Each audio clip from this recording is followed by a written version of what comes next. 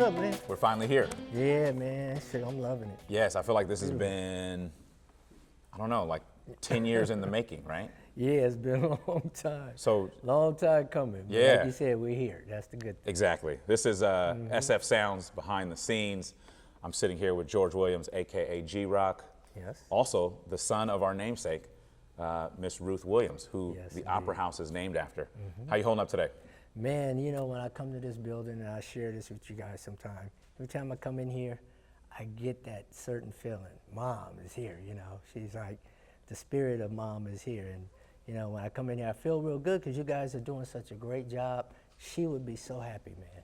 That's amazing. She would be so happy to see the programming going on right now and to see me being involved as well. So I'm loving it. I'm really loving it, and I appreciate y'all.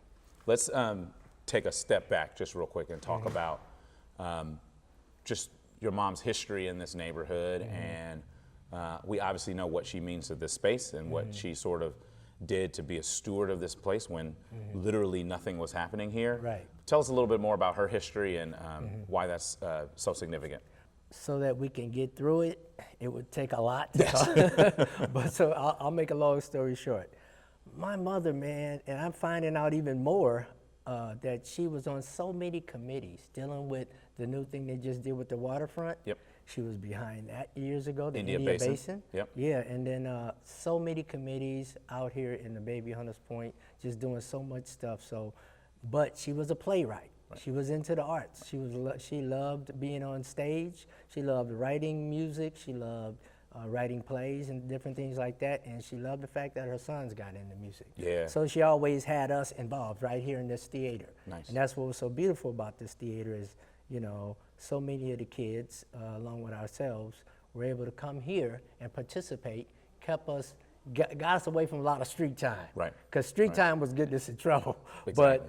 But theater time was really good for us because we were able to develop our artistic things that we wanted to do in terms of playing music, you know, acting, you know, playing, you know, whatever it takes, Right. dancing. Right. You know, we were able to come here and do that along with the other kids. Yeah, I think it's just really, you know, I think about just my own experience here and bringing my three boys, right? Right, It is right. that paternalistic, Yes. just what the arts does for fatherhood, and it's just really incredible to be able to for my young ones to Yes, watch you indeed. on stage. So I can only imagine.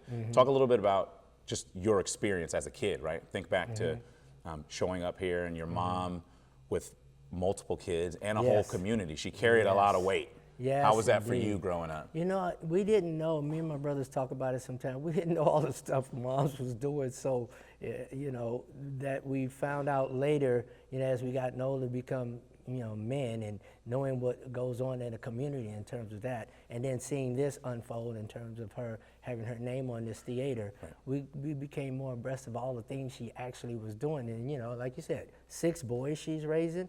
My pops died when we were young, you know what I'm saying? So she was doing this all by herself and participating in all this. So long story short about the theater itself and how her name came to be on this theater, you know, again, she was being a super activist in the community when there was a riot here, and that's a long story as well. The place got shot up and was gonna be deemed to be torn down by the city, you know, and then here comes mom. She's like, no, I got my family here.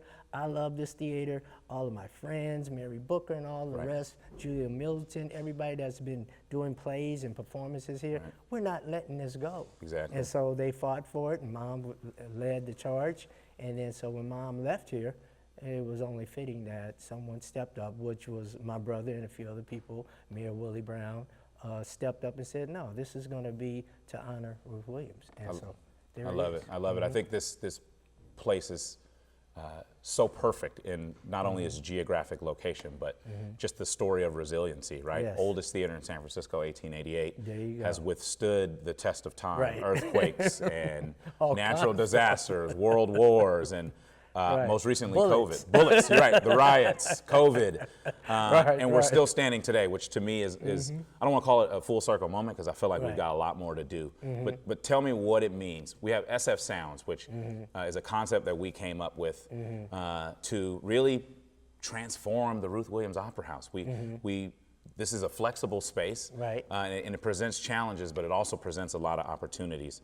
But along those same sides, as resilience and being able to see yourself in this space, tell us a little bit about what you're going to perform tomorrow, and give us sort of the lineup. Well, I really love it because, you know, far too often us musicians, we're out performing for money, doing cover band and all that, and it's beautiful, you know, like you like playing.